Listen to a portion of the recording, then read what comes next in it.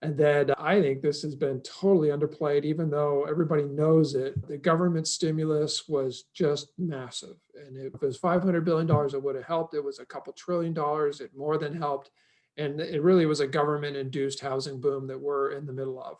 We turned to Bill Gates, who'd been studying this heavily. He said 10 weeks of extreme lockdown, and then we'll open up in May or June. You got that. He said probably 18 months to a vaccine, which seemed optimistic at the time, but actually there looks like we're beating his forecast. So that's pretty good. And he got this one wrong, and he really just mentioned quickly, he didn't think it'd be a while until housing recovered, but he wasn't focused on what the government was going to do to intervene. And the intervention, even though it's been much more significant than the early 2000s, if you study housing cycles, it reminds me of the early 2000s when housing was 10 to 12 years after the great S&L crisis that had wiped out all the capital to housing. This felt very much the same. And then we have a recession, and Greenspan at the time dropped the Fed funds rate 550 basis points, 5.5%, and housing was in great shape, and housing led the recovery. And in a bit of a different way, I think the exact same thing is going on right now. The number of homes in escrow pending sales is up 41% year over year. It's up in every major market in the country, even Houston, where oil prices, I thought Houston was going to get killed. We price out renting a U-Haul truck from one city to the other. And if it's the exact same price to take it to one city as to take it back, there's an equal number of people leaving and coming and going.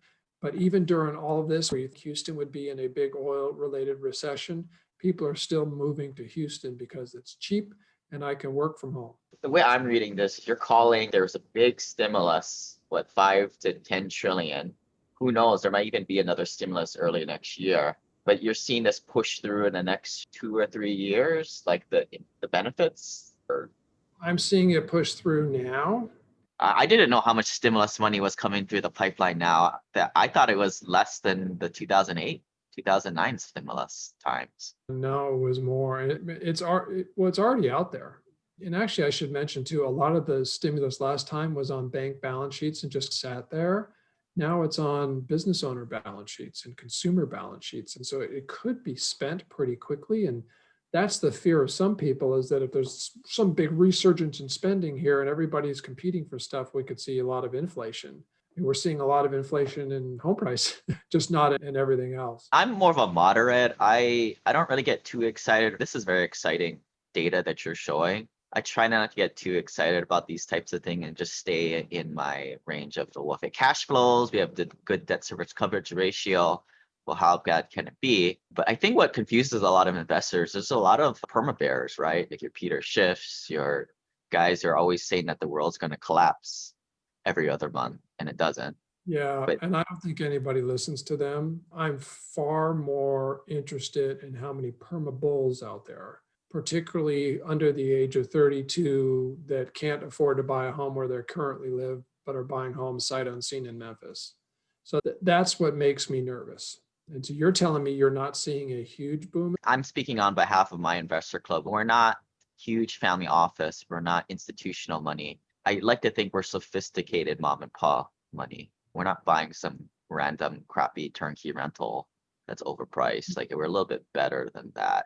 Oh, you're way better than that. But I would be very interested in learning if you're starting to lose out to some of those non-professionals who are overpaying for things. I Because think definitely like the guys that have joined in my group maybe a few years ago, they're starting to realize, yeah, I can't be buying turnkey rentals anymore. Or I can't be using all the same techniques because, yeah, now the new guy is eating my shorts on that. I'm like, yeah, wake up. You're 30 years old. There's another 22-year-old kid doing the same thing, or somebody who started up a few years ago is doing this, what you're doing, probably better. or willing to take more risk. I think I see a lot of kids, they're doing that BRRR strategy where they're Right. throwing over 30, 50 grand, wiring cash. They don't even see the property.